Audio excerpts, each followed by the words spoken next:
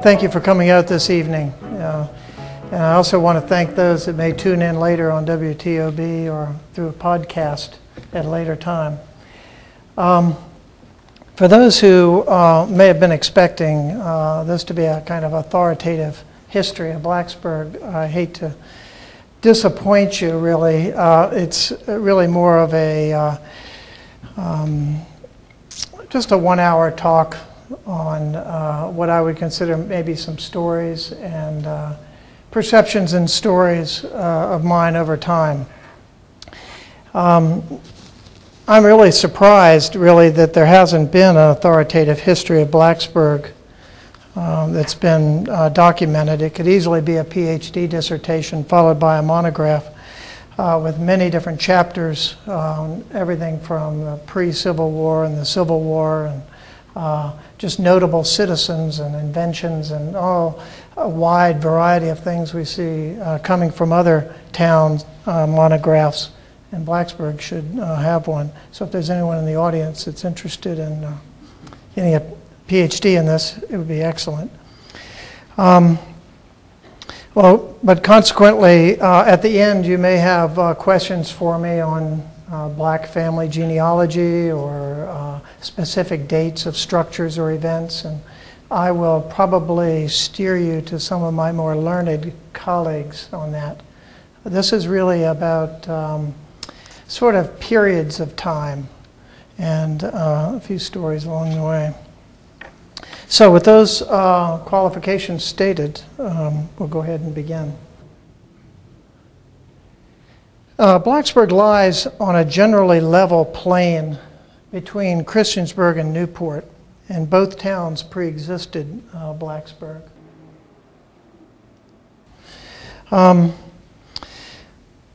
So there's a generally level terrain between the two, made for an excellent trading location on the rough turnpike between the two towns. And if you notice the lowest part of the terrain in the Blacksburg area here, that's really where College Avenue meets Main Street. And it's also roughly the dividing line between Samuel Black's willed property to his two sons, William and John. There is a very faint red line that runs right through here. It goes up and over Brush Mountain. That red path indicates the general location of the first Blacksburg to Newport Turnpike that by treaty Indians still have hunting rights on today. Fragments of this old road and the memories left in the landscape are still visible in Laurel Ridge at the top of Brush Mountain. The Blacksburg community we know today is quite sprawling. It's bounded by Virginia Tech and the plateau precipice of the Catawba Valley here. The 16 squares look quite modest in this context. Blacksburg was then what we would call today a planned unit development. It was a cognitive design act that has formed the basis of what we are today over 210 years later. Main Street did not run, of course, the way we know it today exactly, and it made a turn along Giles Road to go out towards Giles County, and as it came towards the south, it turned onto Airport Road, and all that was later changed. Draper Road, which was not always called Draper, it was called Water Street for good reason, is roughly the dividing line between the William Black's land holding, which makes up the 16 squares, and the formation of the town, and John Black's land that made up the primary agricultural land for the residents and later the university. William Black's house was actually outside the 16 blocks in the area of the parking lot behind Greek Cellar restaurant along Strubles Creek. John Black's house was behind Eggleston Hall on Tech's campus.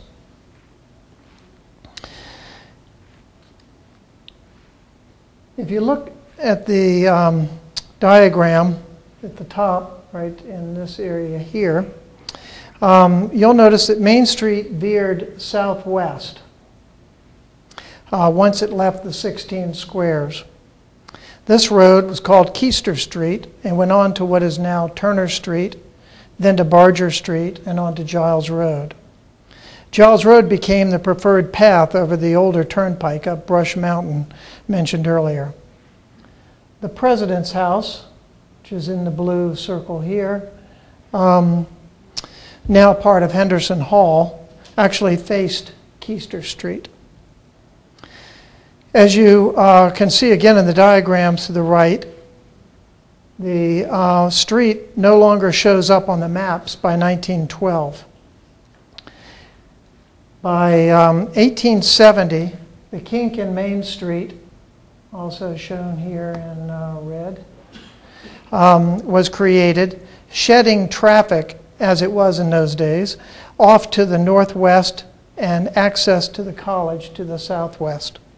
The diagrams and the next images are from Donna Denay's monograph, Town Architecture, Understanding Virginia Town. And if you're not familiar with that book, I think you should order it. It's excellent.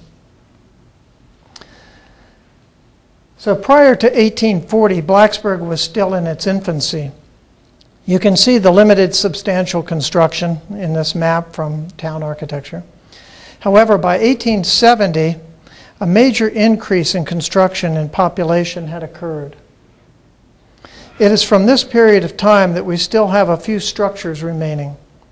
The 1870s would have been seen as a boom period with many substantial changes for Blacksburg, not really seen again until the 1970s. Before we move on to continue about Blacksburg, and in particular at 16 squares, I wanted to put the scale of the 16 squares in perspective. The perception of size is radically different from the reality. Here we see the 16 squares with Main Street and Roanoke Street marked in red. If we overlay it at the intersection of 460 and 419, where the Walmart is, you can begin to get a glimpse of its relative size. However, to place it at the same scale on the Walmart property in Christiansburg, one sees that the 16 squares are actually smaller than the total lot coverage of the Walmart and its parking. The light pink area, which is really the Walmart, covers this area, including the gray, which they lease out to other property and around this edge. That covers their property. This is the 186,000 square foot store of Walmart, as is located on the property. And for those who may not trust my judgment, I copied the scales here so you can see that the scales are appropriate. And by the way, that 186,000 square feet is roughly the same size commercial area as the 2 blocks from Roanoke Street to College Avenue. But if we look at the relationship between the parking garage at Kent Square, that relationship between the parking garage at Kent Square to the 16 squares and the relationship of the surface parking at Walmart to the building, we have another adjustment to our perception. The perception that parking is so convenient at Walmart and not so in downtown Blacksburg is dependent on what planners call line of sight parking. Ironically, it's about as far to walk to the Lyric from the Kent Square parking, which is 4 minutes, as from the Walmart parking lot to the deli counter, and maybe shorter depending on where you park and how long one cruises for a close space at Walmart. The distance from the parking garage to the farmer's market is the same as from the Walmart main entrance doors to the deli counter. The distance from it to the town post office, from the parking garage to the town post office, is less than that from the deli counter to the patio furniture section of Walmart. And so it goes. Ultimately, it has nothing to do with distance and time. It has to do with how one reads and values a village-like community. So let's return back to Blacksburg. As we see this aerial view of Blacksburg today, we forget how intimate the planning decisions really were. To summarize some of those, I will talk first about the founding institutions, the churches, move into some discussion of a few key residences, and then return back to downtown before we leap into the next major planning period.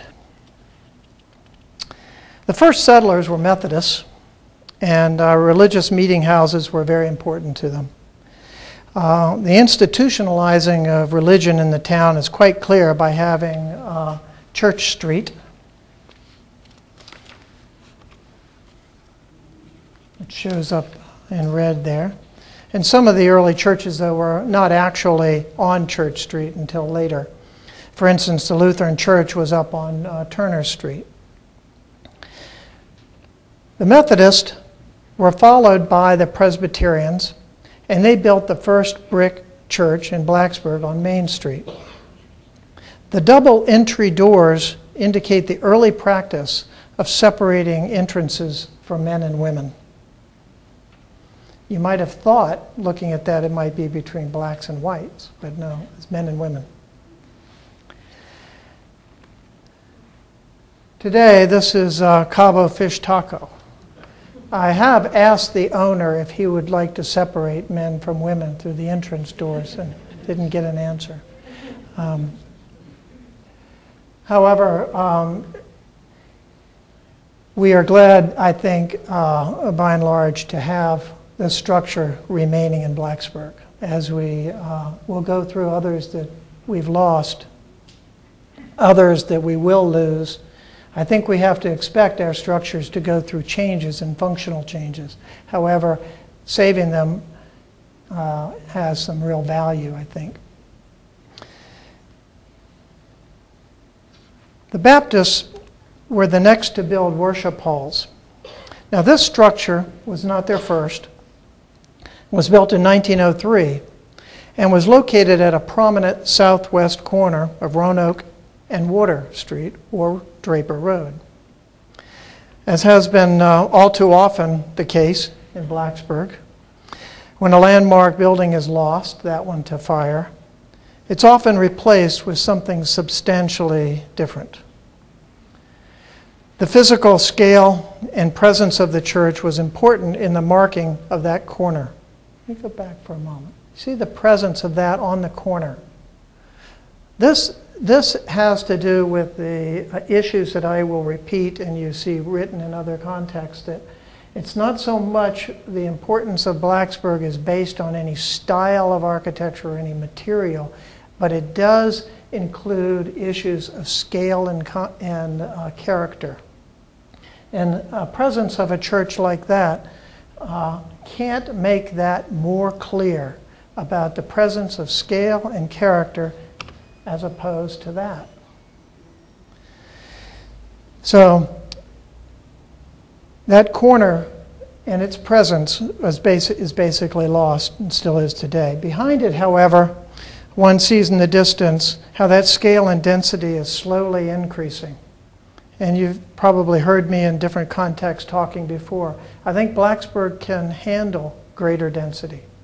It can handle through infill, not necessarily through replacement of buildings, but through infill. It can also have some advantage through gaining in its scale and size. This is not, of course, universally agreed to, but that's why we talk about these things. The Episcopalians were the first to build on Church Street, on the Liebrook property. Mr. Liebrook was a merchant whose business faced Roanoke Street and had a block of apartments referred to as Liebrook Row behind the store and along Church Street. His business faced Roanoke, yeah. The church was designed by a New York City architect. I'm sorry I didn't get his name before I came to this talk, but it is known. It's not a secret. He was in the business of designing field parishes for multiple religions. And it opened in 1878 and probably had the first large stained glass window in Blacksburg.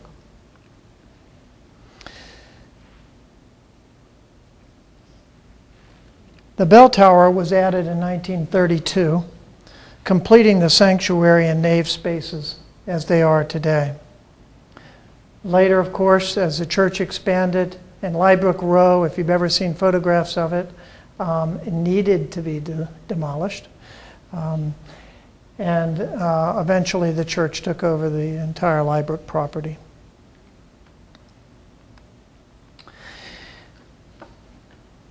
One of the stories I wanted to tell today, besides the Walmart one, was in 1969, as a student here, I stole a chance to visit this Lutheran church, drawn at the time not by so much religious inquiry, but rather the structure itself.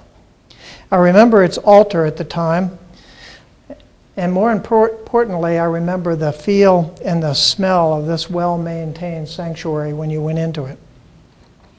I also remember well the shock when within a short time, that same year, 69 to 70, the church was sold, demolished, the site leveled, and a new construction was built. And again, an institutional icon, an important structure, was replaced with commercial progress. The worth of the land was so significant that the Luther Memorial Church on the corner of Tom's Creek and Price's Fork could be built. The story I've heard is that it was the highest grossing McDonald's for a decade or more in the entire system. Apparently it was true.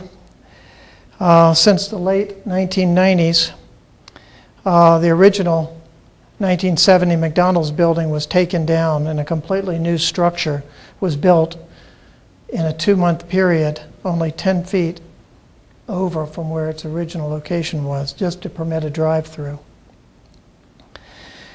The town continues to and may indefinitely struggle with these challenges of commercial growth against scale and character preservation. I'd like to repeat that again. That's scale and character preservation. It's not a rabid preservation of every structure necessarily. The African Methodist Episcopal Church on Penn Street is behind the Episcopal Church, and it has, although I don't have a photograph of it, a very nice pocket park across from it that they use for picnics and gatherings after church. Unfortunately, one of the older remaining commercial structures, a wool warehouse, was recently removed to increase the parking there. It was one of the older structures still remaining in the 16 squares. The Christian Fellowship built a simple worship hall on the corner of Roanoke and Penn in 1900. That simple structure, it's not Penn, it's Roanoke and Church, sorry. That simple structure is still used today as the Jewish Community Center. In 1904, it's always nice to see these things once again, and it's one of the few things that's kind of fun to do. I'm easily entertained. In 1904, the Presbyterians built close to Church Street on Roanoke, and included some of the most beautiful stained glass windows in Blacksburg, purported to have been designed and made by the Tiffany Glass Company of New York. If you get a chance to go in the church, maybe there's membership here, I don't know, but it's absolutely beautiful interior space. in addition to the stained glass. The final church I'll mention today cycles back to the current Methodist church, now on Church Street. And as the Presbyterian church is also on Church Street, just the extension of it now. This also has outstanding stained glass in the original structure.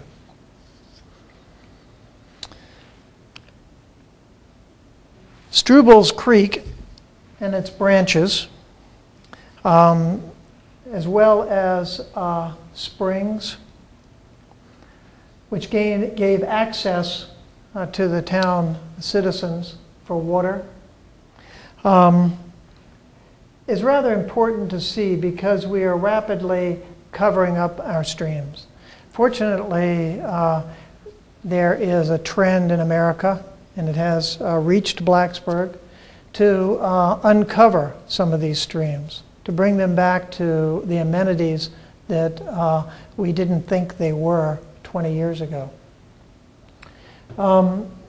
Strubles Creek and its different branches provided a lot of entertainment during flooding season, which is why this draper was called Water Street. Main Street would flood. But this branch here, which goes on to wind down through the middle of the drill field in a culvert, if you look here where the paving is on the property behind Greek's cellar, many of you present here might remember when that used to be the open creek right through there. And that paving pretty well follows where the creek was. And they enclosed that because of pests and mosquitoes and things, and it was dirty. I think we didn't value it, so we didn't take care of it. I think I'd like someday to imagine that being reopened again.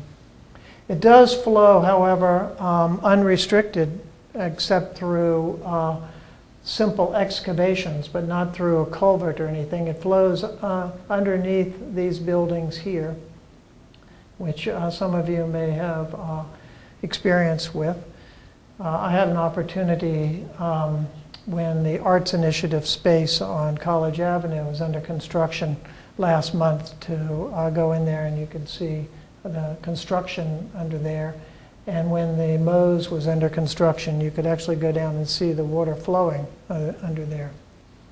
Probably from a health standpoint, they should have enclosed it at that time while they had the floor off. I know that I was here when there was a terrible kerosene spill on Strubles Creek outside of Blacksburg, and all of downtown Blacksburg just smelled like kerosene. It was terrible because it wasn't channeled under these buildings. However, we do have the town spring up here, which is a small pocket park. The town of Blacksburg is preserving that nicely. And there's different pieces and parts of Strubles Creek that are still open today, most notably near Five Chimneys. And they come together at this location, which is the parking lot, the surface parking lot at Kent Square. I'll also take a few minutes and talk about some notable residential structures. Here is the location of the where the Strubles Creek and its confluence with two of its branches is located under there. I'll come back to that in a few minutes. Here's the town spring. It's next to the very well-maintained Tucker House, also known as Spout Spring. There was, I believe, a tannery located adjacent to this house. I'm not sure what impact that might have had on the town spring, but I won't go there.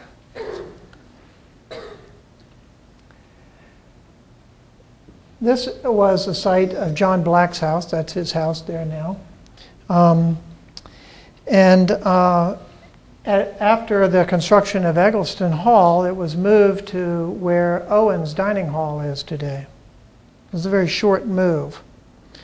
And then when they constructed Owen's Dining Hall, it's another story. I mean, it needs verification, I suppose. But the man in charge of the BPI physical plant maintenance shop had his crew dismantle and label each of the logs. And it was taken to Lover's Leap area in Price's Fork and reconstructed. One of our faculty in the college lives there now and maintains it beautifully. And it's a wonderful structure to walk through. Again, you talk about scale and character. These old log homes had plenty of it, but they don't match up with necessarily what we anticipate lifestyle to be today. But if you look carefully at this edge of Eggleston Wall, here, Eggleston Hall, as it comes down, it pops out and goes down to the ground. You can almost feel today where that house sat. And there's always little memories in the landscape, even those that have been worked and reworked. So there it was, and there it is today.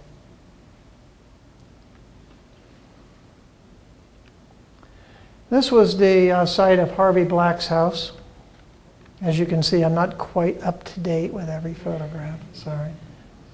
But that hotel is now finished. But this was the site of Harvey Black's house. The 16 squares still retains its residential scale and character. And this, I have to tell you, is a valuable enterprise. It's not necessarily the most economic use of the land, but it is something that over time I think we'll prove and show that it's a valuable asset to have this in Blacksburg. As we know, there's too many communities that no longer have these. And I think that will help to give a sense of identity to us in the decades to come. This is the Pugh House. It's been in the press a lot lately.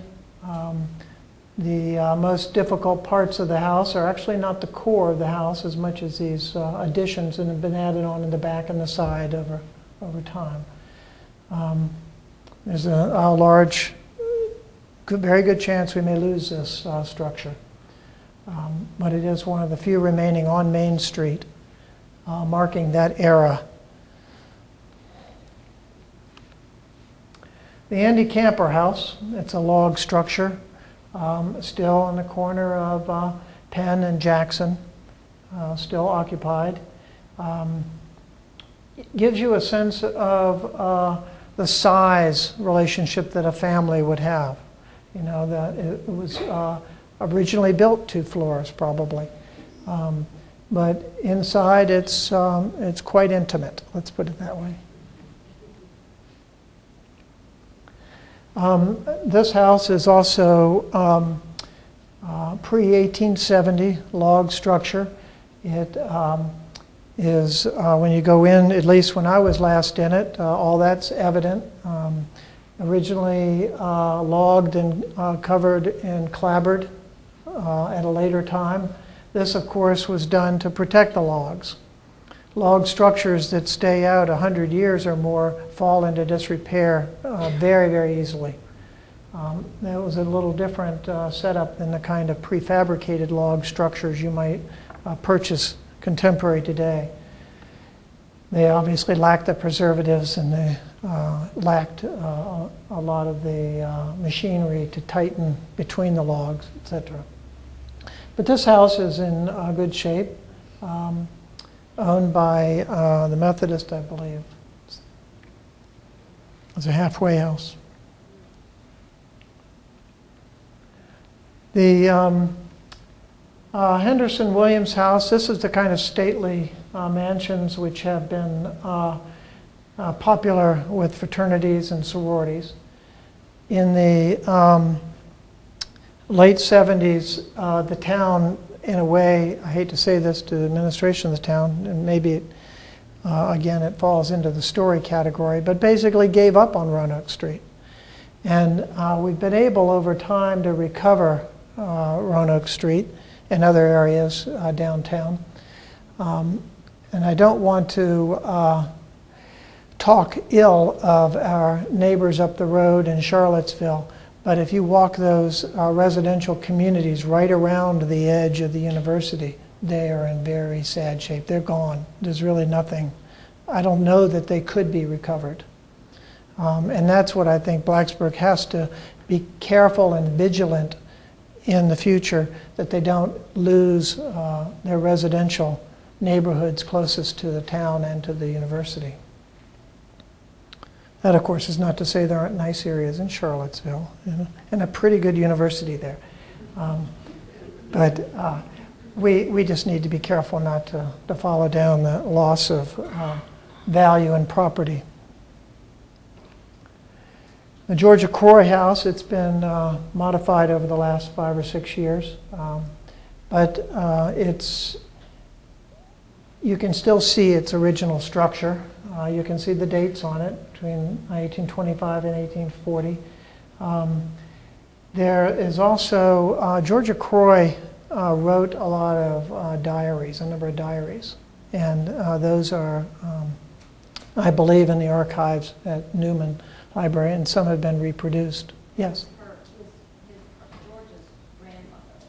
Oh, is that right? Oh, okay, thank you. So you heard that, George's grandmother. But those diaries are fun to read.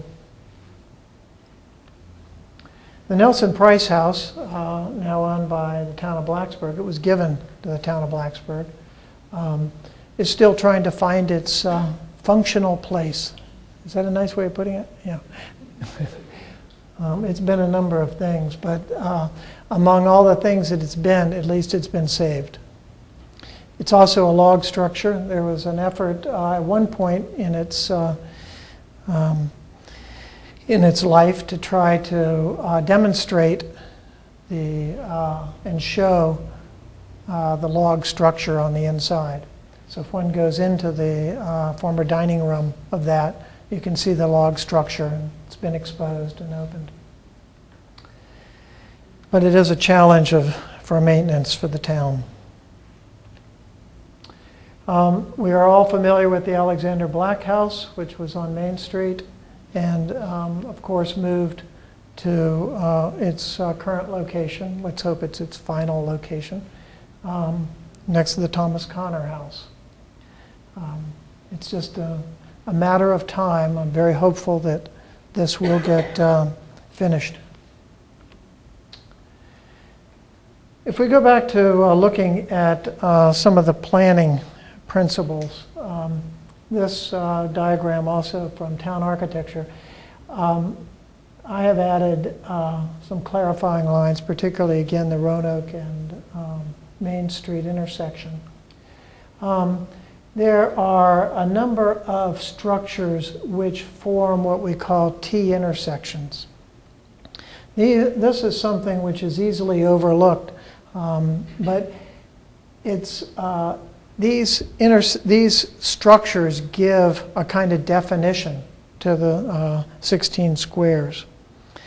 They do this by defining the edges. And this is a similar design characteristic, intentional or otherwise, of the popular City Beautiful movement that was common at this time in the 1800s, where public view, the view shed, became a critical physical identity to planned communities.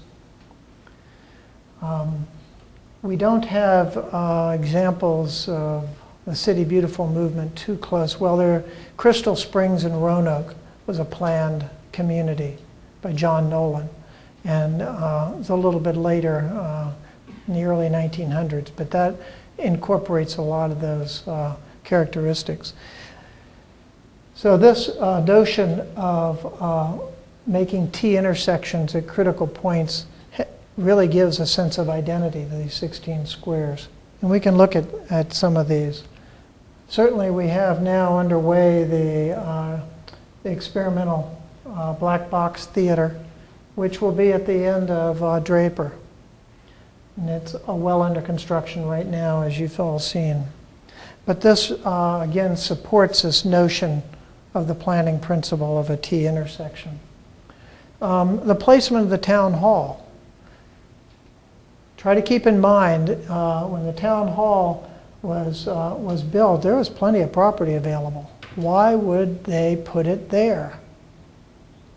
They put it there because it was an intentional design decision that becomes the view shed at the end of Church Street.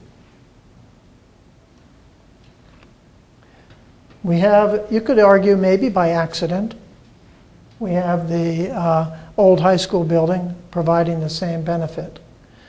I'm not aware of what was on that site before. I'm sure the maps would indicate it. But right now, it certainly serves to provide an ending to Church Street.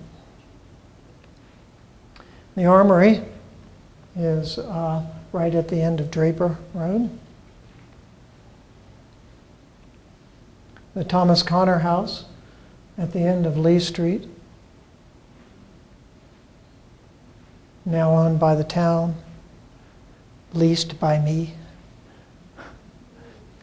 It's one of our programs in our college that leases the space. But also the Westview Cemetery. You know the turn there that Roanoke Street makes and becomes Harding. And it makes it right there at the cemetery. Cemeteries were valuable pieces of property, and they were always planned and well thought out since the 1700s. Of course, there's lots of smaller family plots and municipal plots around which may not have that designation of being pre-planned, but Westview Cemetery was a decision. They said, where's it going to be? It's going to be here at the end of Roanoke Street.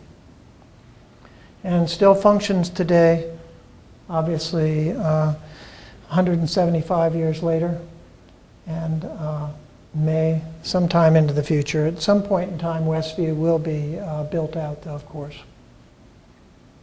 Built out, or buried out, or however term you'd like to use. And this one, I think, is rather important because we lost it. You know, we lost it to fire. Olin Hall is at the end of Main Street. But you can see here that it just doesn't look coincidental or accidental. This focus of the town onto this new college, what later became Virginia Agricultural and Mechanical, VPI, and Virginia Tech, has always had a presence and a position in this town. But the town was designed and established without knowledge of a university coming there, of course. But when it did, where did it go? It went right there at the end of Main Street. We see memories in the landscape of that. This is a situation where we have Henderson Lawn. Henderson Lawn is sought after by a lot of different agencies. It's sought after by the town, it's sought after by Virginia Tech, it's sought after different initiatives and concerns in the town, and everybody wants to own Henderson Lawn. My position is that Henderson Lawn should be the one place nobody owns. We should be careful in the future not to program that space. Not to say it should be a sculpture garden, not to say it should be a music venue, not to say that that lawn should be anything but whatever the people that day want it to be. But that's just my thinking. I argue it as much as I can. What you see here, though, is a sidewalk that used to go through here. Here we are looking from above. There is the turn in Main Street. Everyone's familiar with that turn now. But why did it happen? It happened because there was a structure there. And so at that point, that's where the Alumni Gateway was. Main Street would come, turn, and go on out. There was a major sidewalk through the gateway that used to intersect here. The Olin and Preston Institute burned, and that gave the town an opportunity to, one, preserve this landscape and also to straighten Main Street the first time. Ironically, we have postmodern recollections, is what I call it. Recollections of memories. This is juxtaposed against the 1801 Solitude, which is the oldest structure on the Virginia Tech campus. We have sort of the recollection of these alumni structures that you see here. I'm not convinced about the scale.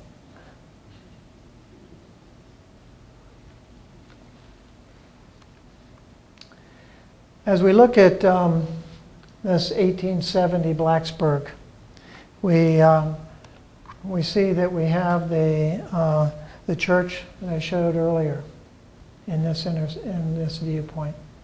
So this was a rough and tumble frontier community.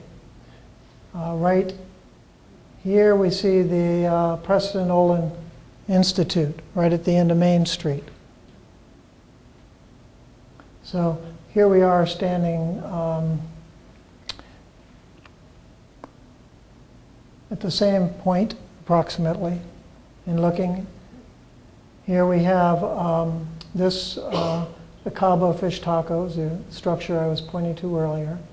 Of course, we no longer have the Preston Olin Institute. We have gotten new landmarks, though, and one in particular is the Baptist Church steeple here. That should not be undervalued in its presence in the view shed of coming into Blacksburg. And this is irregardless of whatever faith you are. That's a landmark in Blacksburg. And we'll talk about some other landmarks too.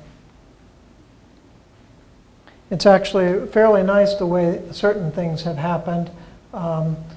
We'll talk again about the Christmas tree here, that these structures hold back, and by having a zoning restriction that prevents them from coming over the sidewalk and town and street helps.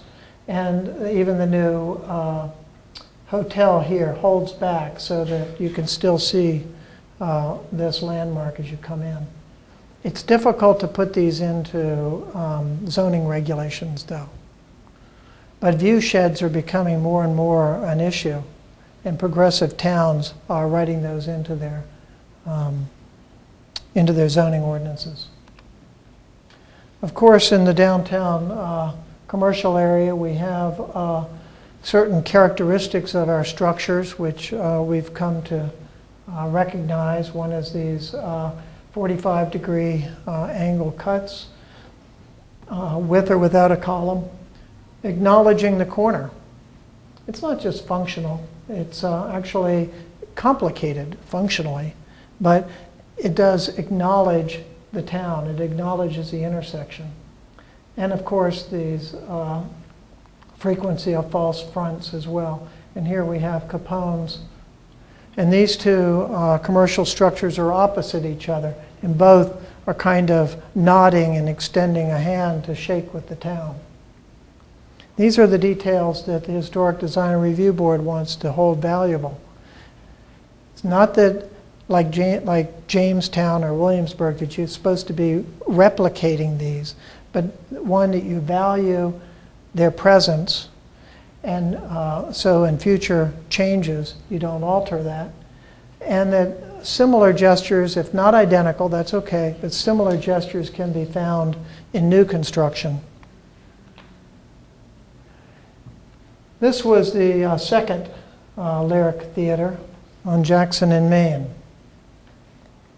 This is the one that preceded the Lyric as we know it, and that's the building today. Again, you have a kind of modified corner entry. You have the false front, so characteristic of that era and time. And in many of the buildings downtown, you have the original structures buried into those buildings. If we look here at Blacksburg with the Strubles Creek coming down through it, crossing Main Street, we have another view. Now we're looking back up from walking outside the Alumni Gate area. We find that the old, there's today. So then you can look and match it up with the three windows here as it dissolves into the view today. Again, you really do have a similar scale and character. I know the automobile has changed that, but that is what we all live with. But it hasn't changed it too much. And that's where the water from Strubles Creek is going under before it enters into Mose. My understanding is it actually doesn't go under this structure, but goes between these two.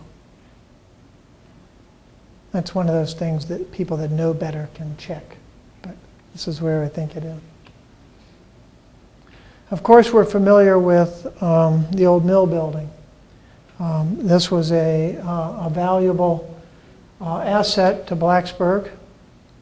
It was one of the industries that was located on the Strubles Creek and its subsequent branches. Remember, those creeks were there for not just drinking water, but they were there for animals, agriculture, and industry. Inside of the building we know today is the old mill building. It was taken in the 40s. The front facade, very common to put that over the older structures, is still there.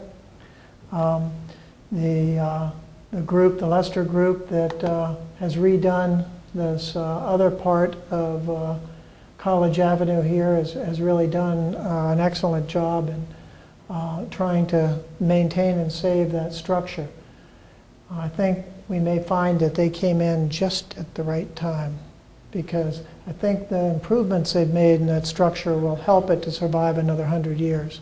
Whether it would have survived another 100 years, I have no doubt it would not have. They did a lot of work in there. And I know that there's serious consideration about the old mill building here as well.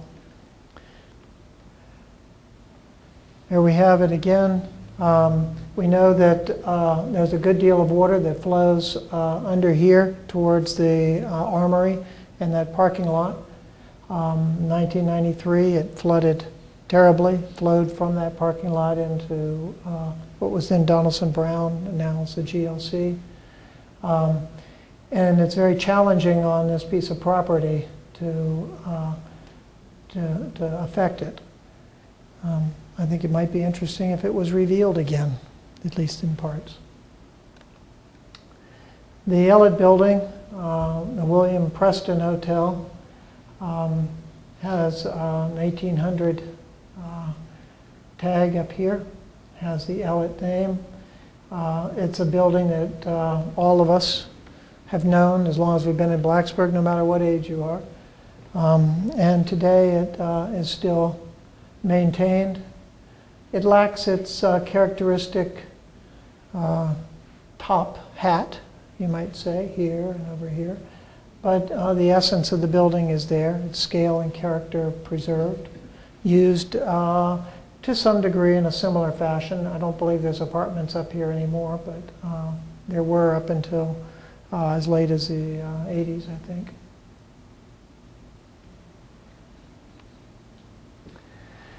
And from the Henderson lawn, we have this view of Blacksburg as well. We lost structures in here where Wachovia filled in. There was also a older post office where the 1930s post office is. But this area, I would say, over time may very well likely change. And the challenge will not be to duplicate what either was or to duplicate what's adjacent to it, but to keep within the scale and character of the remaining buildings. Once again, looking down Main Street.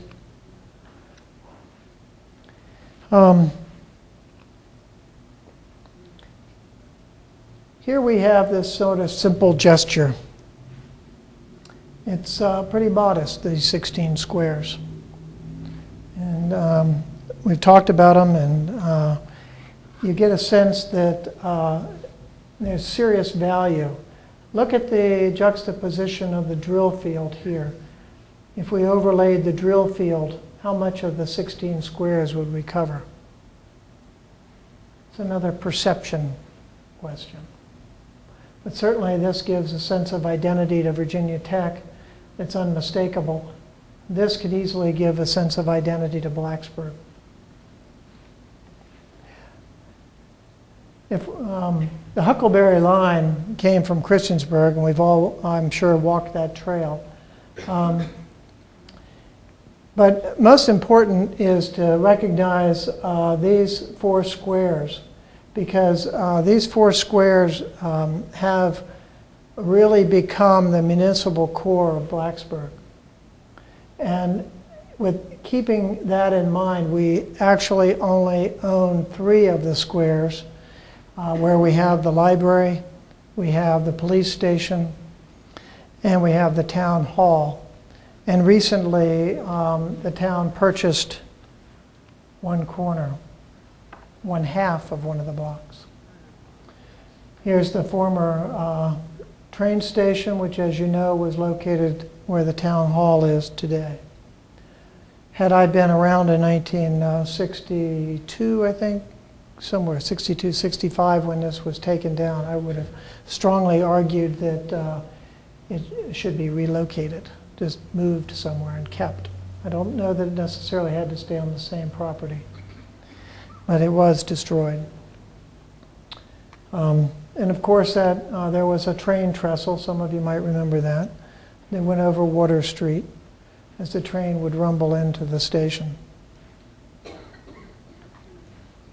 I hear stories from people that lived in the house that was located near here that was kind of an acoustic challenge.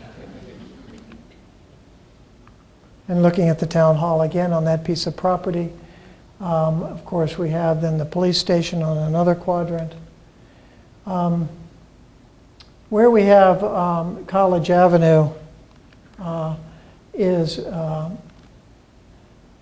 and Strubles Creek is this lowest point in the topography.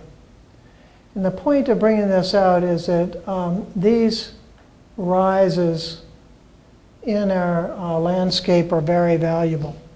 And again, they need to be valued in terms of the view sheds that they provide. We almost lost this one. And I don't know if you were following it. It was recent history. This is where Doc Roberts' auto tire place was a business there. Now the town purchased this for its planning department and its necessary needs. This building is too small, needs to be expanded, and so their purchase of that accomplished 2 things. It accomplished the expansion of the space needs that the town has, but more importantly, by purchasing that, they saved it from that. Because the opponent who was trying to purchase the property was Walgreens. And if you know how these are when they come in and they want property, they're bringing money from around the country. They're not bringing local money. So if they want to be at a particular location, they can outbid anybody if they want that. The problem Blacksburg has suffered from, and I hope that it'll get over it, is that there's not a real problem with chain stores coming in to Blacksburg. It's just that they want to bring their architectural models with them.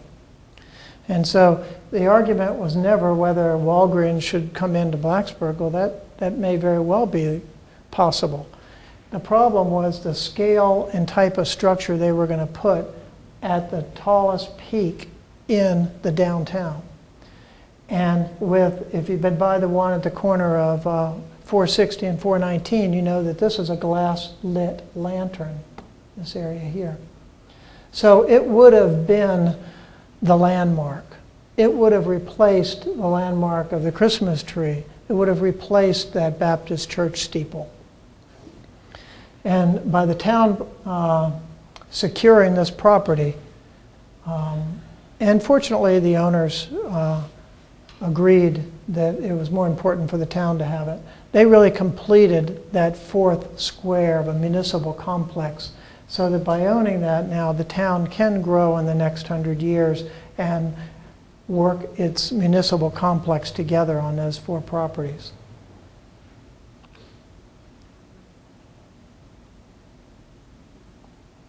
So sometimes government makes the right decisions, and sometimes just in the nick of time.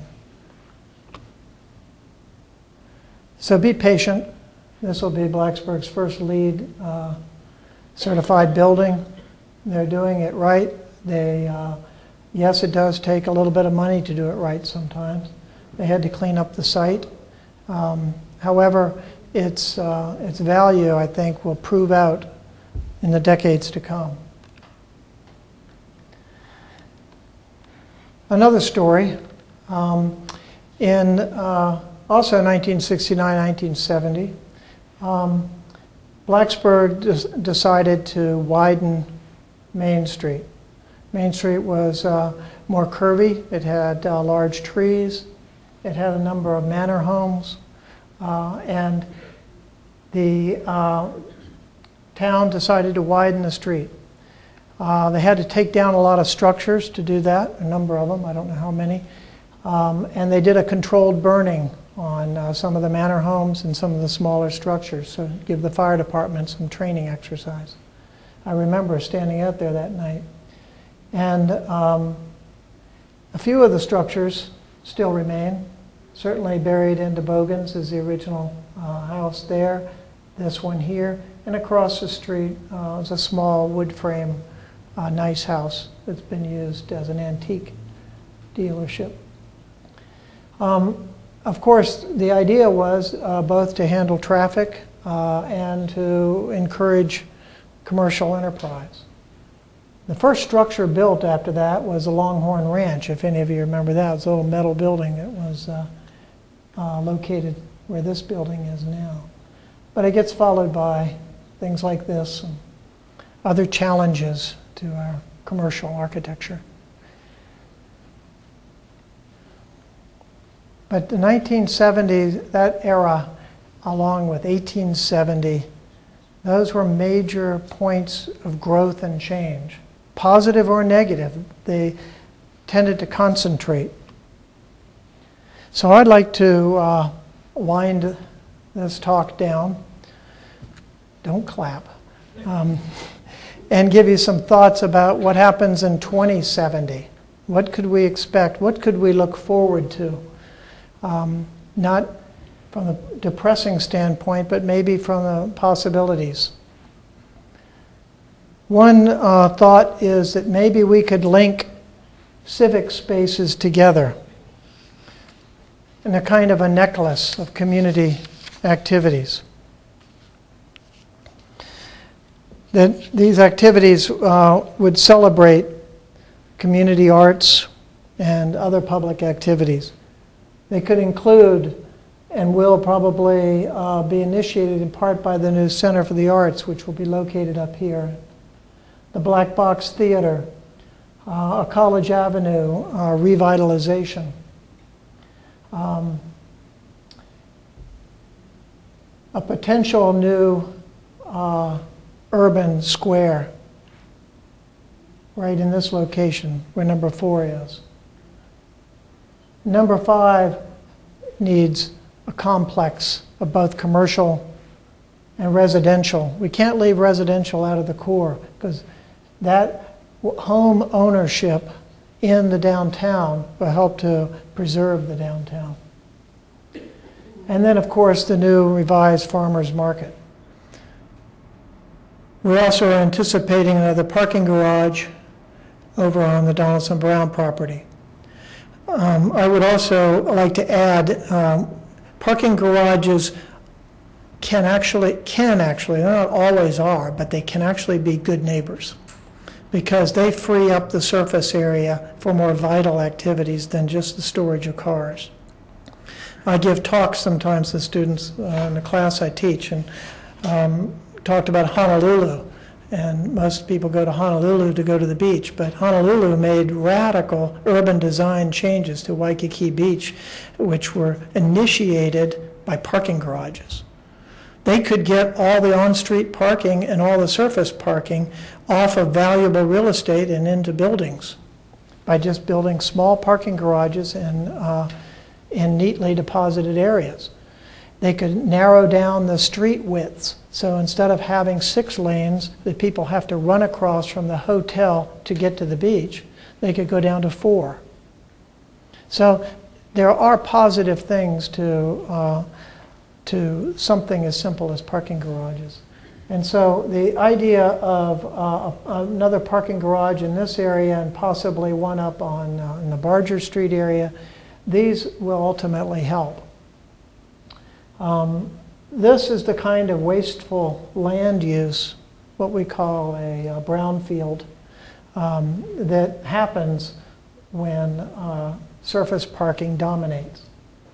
It's also what was driving in part that decision to fill in Struvel's Creek here, where the arrow is moving and it follows the sidewalk here. Maybe we'll see these by 2070 uncovered and made to be nice sort of tree canopied sitting areas. If we look at this area where we could potentially have an urban square, we have as many as 11 restaurants that face into this. And of course, it's dominated by a number of different car parking spaces here, and a kind of abandoned leftover environment. By 2070, I hope this will be very valuable, and even if it means the removal of some structures for the betterment. Certainly, Poor Billy's Sushi has tried to make an effort to inhabit the space, to declare outdoor seating environment, and would do more if they could, I think. Dennis and I taught for many years, and he did a wonderful design that bridged over and included this lot as well, and recognized the farmer's market as a real valuable enterprise. I tell you, it just doesn't always work the first time, doesn't always work the 12th time, but if you keep after it, perseverance will slowly win. And it's a great virtue for the citizens to have perseverance, even if the town doesn't at times. This is the kind of activity area envisioned. This happens to be in Bra, Italy, but it's a similar scaled space. Surrounding structures are a similar height, and somehow the Europeans just know how to enjoy it. It's not that we couldn't, we just don't know how valuable these spaces are. And that's why you spend as much money as you do to fly to Italy to go experience what we actually could have right here. The farmers market is a valuable asset. Fortunately, the town and the citizens and the downtown merchants are investing in this, and I think we don't have to wait till 2070 to see it. It's coming online soon, and it'll be a great asset. And maybe it's between the little things like Poor Billy's Sushi and the big things like the farmers market and the center and the square and the revitalization of College Avenue, that this town starts to network and interlace together and accomplish some of the things that folks like Dennis Kilper and Denise and Catherine Albright have been struggling to achieve in their careers here. Maybe there'll be an opportunity for a pocket park in that location. This scares many people because they see 12 parking spaces gone. But again, a parking garage can free up a lot of that. And the possibility then is it wouldn't be hurting these businesses, no matter what these businesses are. They could move out and you could have umbrellas and chairs and restaurants, a sitting area. It could be more the programmed kind of space that we hope Henderson Lawn never becomes. Here we could plan activities, the opportunity for individuals or groups to sit, students to sit at their computer, and work on Wi-Fi and do their homework in that kind of environment. I think that it might be more valuable than that. Still keeping the structures. We have this space is being redesigned right now, and it's likely to be a restaurant, and that's positive, except there's no place for that restaurant to move out into the sort of community area because of the parking.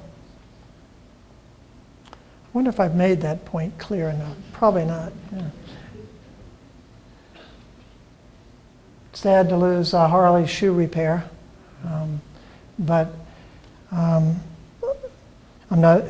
At least we haven't lost the building, so we have to maintain this and the particular characteristics of these buildings. Now, some of them may come across as being quite old, but some of these buildings aren't really quite that old at all, particularly this one.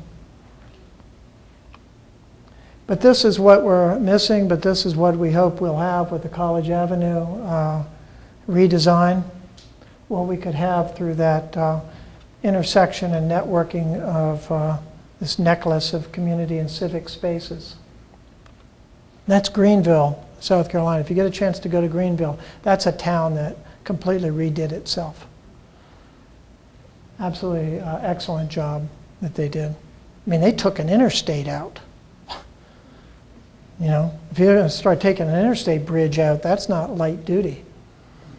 And they built a wonderful park down by the river that the people thoroughly enjoy.